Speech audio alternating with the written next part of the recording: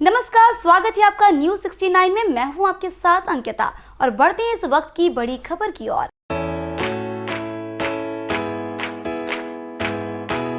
मां नर्मदा के अनन्य भक्त हम सभी के लाडले पूर्व राज्य मंत्री जालम सिंह पटेल मुन्ना भैया के जन्म दिवस के अवसर पर ढेर सारी बधाई, शुभकामनाएं।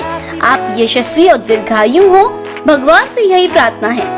बधाई करता नगर पालिका अध्यक्ष श्रीमती पूनम जितेंद्र ठाकुर और समस्त पार्षदगण, नगर पालिका परिषद गोटेगांव।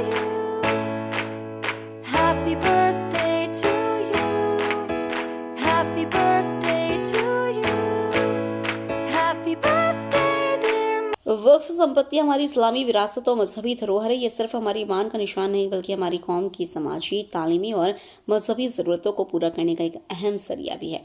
वक्फ संपत्तियां मस्जिदों, मदरसों, कब्रिस्तानों, समाजी मलाई के मराकज़ के इंतजाम में अहम किरदार अदा करती है, मगर हालिया सरकारी फैसले और कुदमात हमारी इस धरोहर पर सीधा हमला मालूम होते हैं, जिससे हमारी मजहबी, तहजीबी और समाजी पहचान खतरे में पड़ रही है। इस्लाम में वक्फ का मतलब है कि किसी जायदाद को अल्लाह के नाम पर हमेशा के लिए वक्फ कर देना, ताकि उसकी आमदनी मजहबी, तालीमी या फलाह ओ बहबूद के कामों में इस्तेमाल हो सके। वक्फ संपत्तियां इस्लामी समाज की बुनियादी ज़रूरतों को पूरा करने के लिए होती है।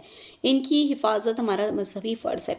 वक्फ संपत्तियों की देखभाल करना और उन्हें बेहतरी की तरफ ले जाना हर मुसलमान की जिम्मेदारी है। हमारी वक्फ संपत्तियां हमारी मजहबी, समाजी और तहजीबी पहचान का मजबूत स्तंभ है।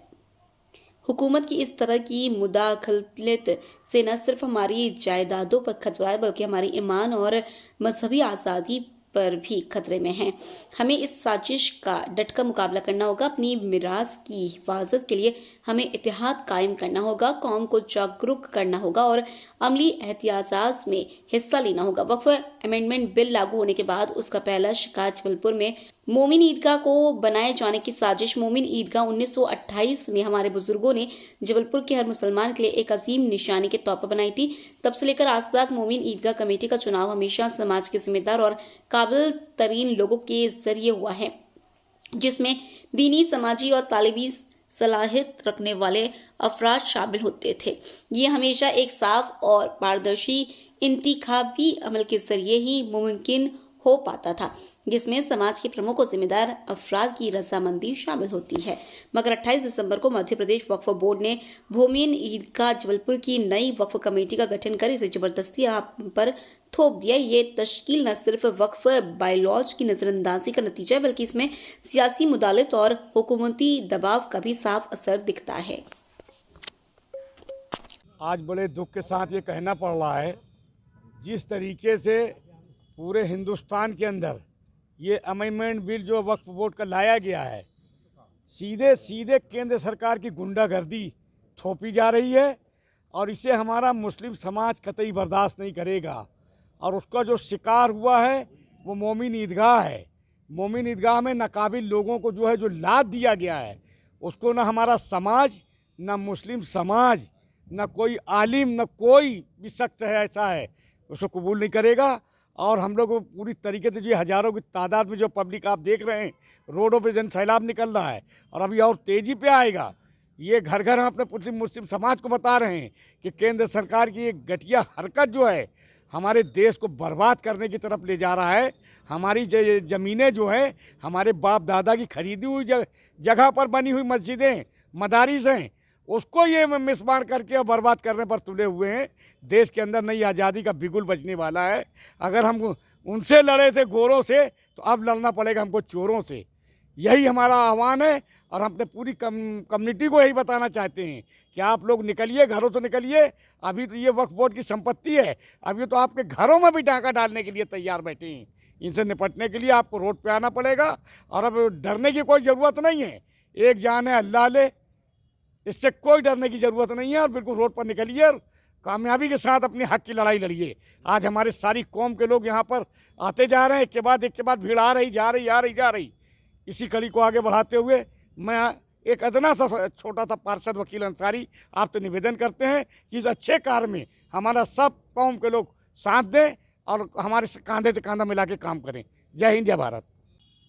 आज अल्हम्दुलिल्लाह पूरे तमाम शहर जबलपुर में हर कौम और मज़हब व मिल्लत के लोग यहाँ हाजिर हैं, इसलिए कि वक्फ बोर्ड का जो कानून आया है उसके ख़िलाफ़ 24 घंटे का जो धरना रखा गया है, उसमें तमाम जो हमारी मस्जिदें हैं, खानकाहें हैं, दरगाहें हैं, मदरसे हैं और ईदगाह है, इस पर जो कमेटी बनाकर वो थोप रहे हैं, उससे जो है बड़ा बदनज़मी फैली हुई है हमारे समाज में।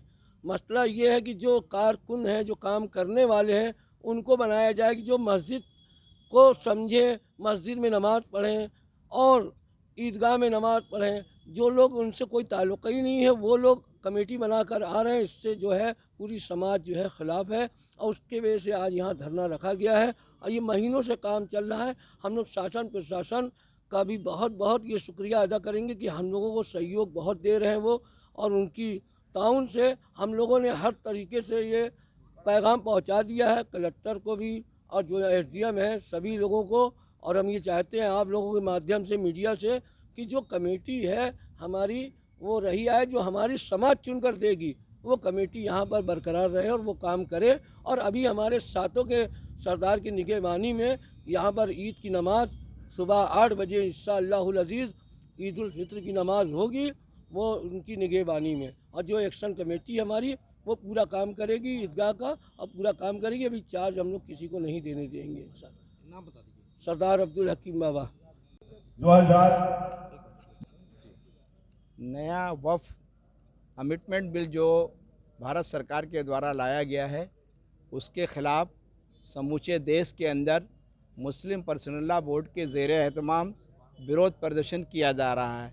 उसी क्रम में जबलपुर में भी यहाँ गोहलपुर मोमिन ईदगाह के सामने ये धरना 24 घंटे का धरना रखा गया है।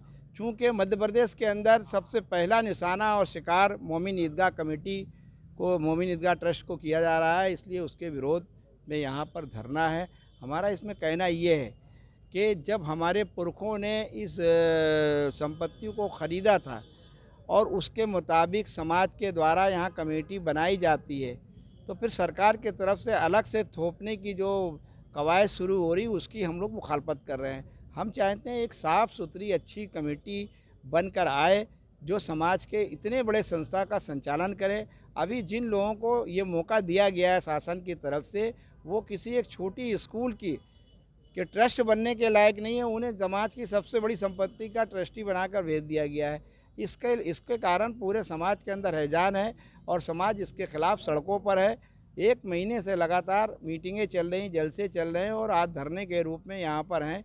ये धरना कल 24 घंटे तक चलेगा और उसके बाद यार राष्ट्रपति और राज्यपाल और संबंधित लोगों को कल विज्ञापन के बाद ये धरना कल रात में 10 बजे समाप्त होगा।